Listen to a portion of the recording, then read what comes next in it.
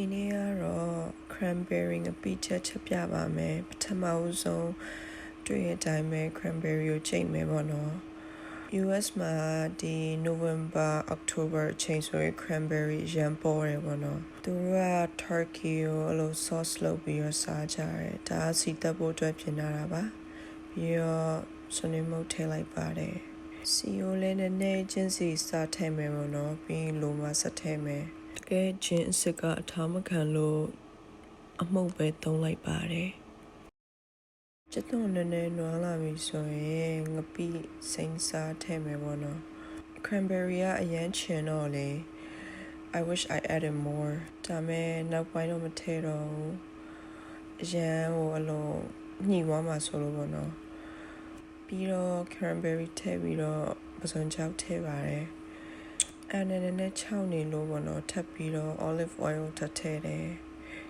အဲ့ဒီငပိကြော်တို့ပါလို့ဆိုရင်ပေါ့နော်အဲ့လိုစီများများလေးနဲ့မှကောင်းတာပြီးတော့မြုပ်သီးခွဲချမ်းထည့်မယ်ပေါ့နော်ဆက်ဆက်လေးစားချင်တဲ့အတွက် cranberry ကအဲ့လိုစီးနဲ့ပတ်သက်တာလည်းကောင်းတယ်ပေါ့နော်အဲ့လို UTI နေပါရှိရဆို cranberry juice တောက်ပေးရတယ်ပေါ့နော်ဒါမဲ့အခုချိန်မှာတော့ခက်ခက်လက်ထဲရောက်သွားလို့ငပိချက်ဖြစ်သွားပါတယ်ချိုးတွေကကြတော့ယူထိုးစားကြရပေါ့နော်ပမာစတိုင်ခက်ကတော့ငပိချက်ဆန်ချက်ချီကွန်စိမ်းတော့တွေ့တဲ့အတိုင်းပဲအဲ့လိုစစ်နေရတယ်တစ်စက်ကြဖို့အဲ့ဒါနဲ့ငုတ်သီးစိမ်းဘက်ကိုသွားရပေါ့နော်ငုတ်သီးစိမ်းကထည့်မယ်မထည့်ဘူးစဉ်းစားနေရတယ်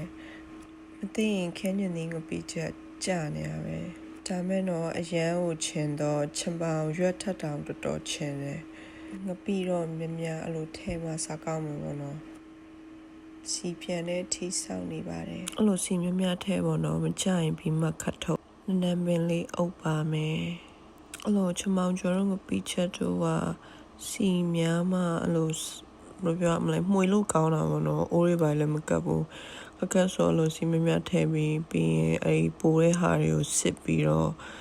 လွတ်ပြလိုက်တယ်ဒါမှမဟုတ်တနေ့ရမှပြန်သုံးလိုက်တယ်ပေါ့နော်သူရတာလို့မကြီးသေးငပိကျော်လို့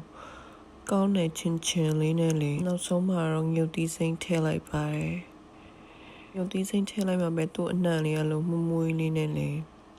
အဲ့ဒါကိုအမဲသားကြော်လေးနဲ့စားရင်တော့ share ပါပဲဒါကတော့ကျမရဲ့အသေးကြော်နှစ်ကောင်ရဲ့ bonus video လေးပါကြည့်ပေးတဲ့အတွက် thank you bye bye